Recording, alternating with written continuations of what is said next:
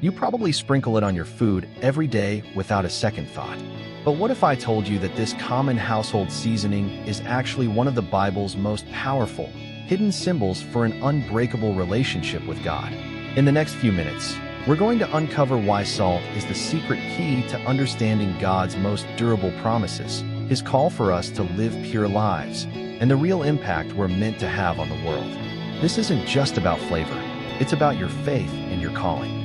Stick with me, because what you're about to hear could genuinely transform your walk with God. In a world where promises feel flimsy and loyalty is rare, it's easy to wonder if our connection with God is also unstable. But the Bible shows us a powerful truth hidden in plain sight. In the Old Testament, God establishes something He calls a covenant of salt.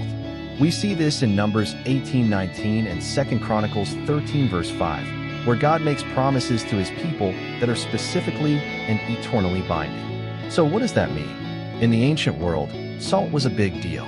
It was highly valued and used to seal a binding, permanent agreement. It was a symbol of loyalty, durability, and an unbreakable bond. So, when God calls His promise a covenant of salt, He's saying something profound. He's saying, "My commitment to you is incorruptible. It won't decay. It will not fail. It is everlasting." Just as salt preserves food from spoiling, God's covenant preserves His relationship with us, making sure it stays strong and secure forever. This isn't a temporary contract. It's an eternal promise, sealed by the very nature of God Himself. But the secret of salt goes even deeper. It wasn't just a symbol of promises, but also of purity and holiness. In Leviticus 2 verse 13, God commanded that every single grain offering brought to Him had to be seasoned with salt. This wasn't for flavor. It was a powerful symbol representing the idea that what is offered to God must be set apart and preserved from corruption. And this is where it gets personal.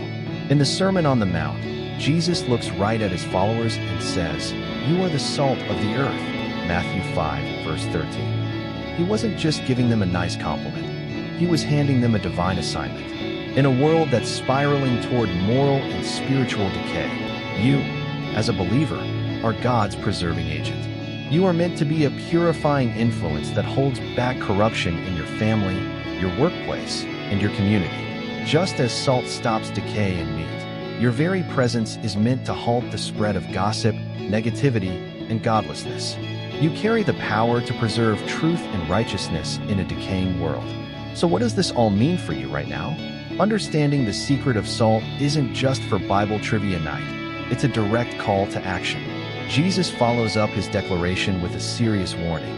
If the salt loses its saltiness, how can it be made salty again? It is no longer good for anything, except to be thrown out and trampled underfoot. A believer who just blends in with the world, who compromises their distinct, preserving influence, becomes ineffective for the kingdom of God. Being the salt of the earth means your life should make other people thirsty for God. Your integrity, your peace in the middle of a storm, and the grace in your words should be so different that people around you start to crave the source of your strength. You're called to add the flavor of heaven to your conversations and your actions.